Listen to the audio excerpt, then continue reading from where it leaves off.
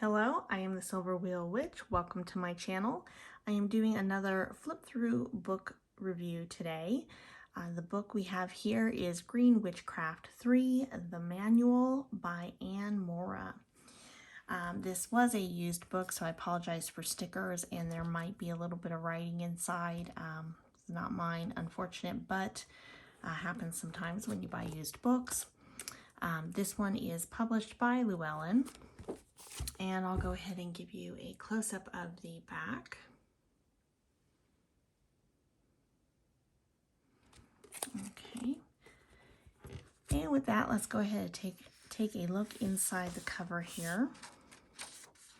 So I believe this is called the manual because it is written more like almost like a textbook, really. Like it's an intended course for you to go through. And I believe that is the reason for that title. And we got an about the author. Okay. And looks like it is published by Llewellyn, copyright in 2000. This is the first edition, third printing in 2000. Give you a close-up of her dedication and some other books, as well as then we have the contents. Okay, go ahead and give you a close-up of those. Make sure I get it all in the frame for you. Okay. So with that, I will say that this book, as with some of her books, tend to have repetitive information in it. The difference between the book number 1, book number 2, and her Green Magic book, which is the Green Magic book is more of a how to cast spells book. This one is more of a full-on manual textbook walking you through lessons on practicing in ritual and stuff like that, and incorporating it all. So it's got a lot of repetitive if you've read the other books, but it's laid out in more of a classroom format, I would say, with some additional new information throughout the book. And as you can see, she's got it labeled as Class 1, Introduction to the Craft, Basic Equipment, Altar, Working Area. She gives you some basics, styles of green witchcraft practice.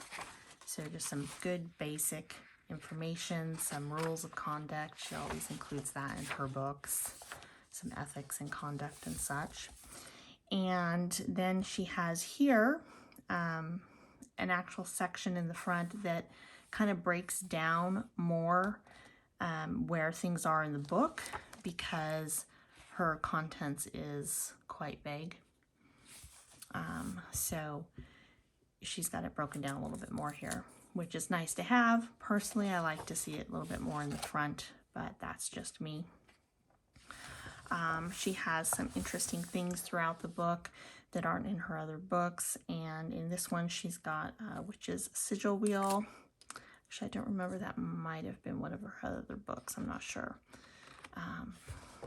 She also has information on gemstones, which ones are associated with the different elements, which I thought was nice just to have the list there under the elements, and some information on using stones and crystals in your workings. And also she lists here how to cleanse them, which I think is great because I see it a lot more these days. The books include information on how to cleanse crystals, but I remember when I first started, it was hard to come by when I was trying to research that out. So I guess things have changed a bit. She also has in here setting up an altar, casting and learning a circle. So again, very basic information. It's just laid out in a classroom style format, going from lesson to lesson. And she has listed out the Sabbats, Whereas in her book number 1, she had like a whole chapter on each Sabbath. And then some information, a section on SBATs, so, and the moon phases. So in here, it's a much smaller section to cover all of them. And then, interestingly, she has a whole section in this book on palmistry. So I think she tries to, switch it up in her books and add some new information while she is going over some information that she's gone over in previous books. And in this one, she has included palmistry, however you say it. And she gives you a nice little graph there. And a good amount of information, enough to get you started if that's something you're interested in and want to start practicing. She has in here also the different types of spells, the purposes you would use them for, the different methods, so some basic information on spell work and herbcraft, some information on tea, so just some various things in there.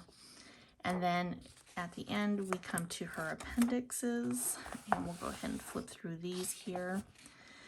Also, I will say that because of the classroom style format that she has, like this is a textbook, she does tend to have assignments and stuff at the end of each chapter.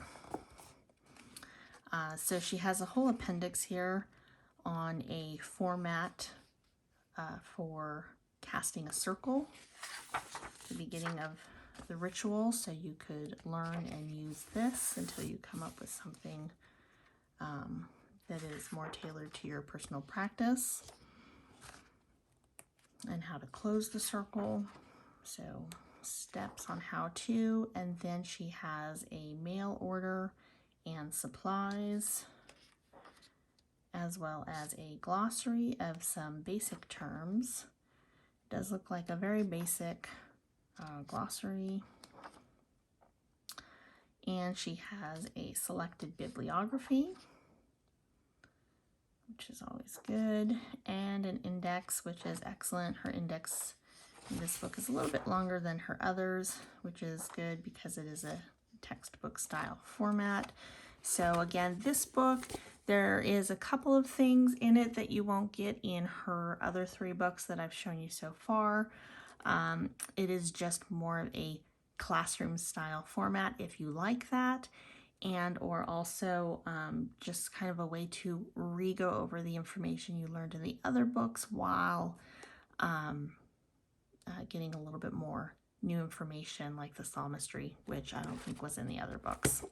So with that, let's go ahead and do a flip through of this so you guys can get an idea of the feel of the information in the book.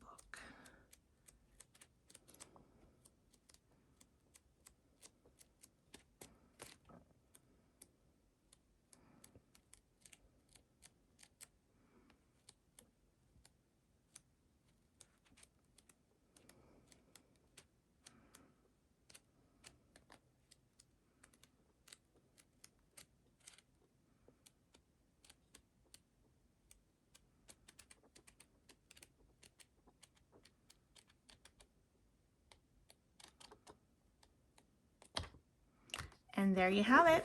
That is Green Witchcraft 3, the manual by Moura. If you've read this book, please let me know down below. I would love to know what your thoughts are on it.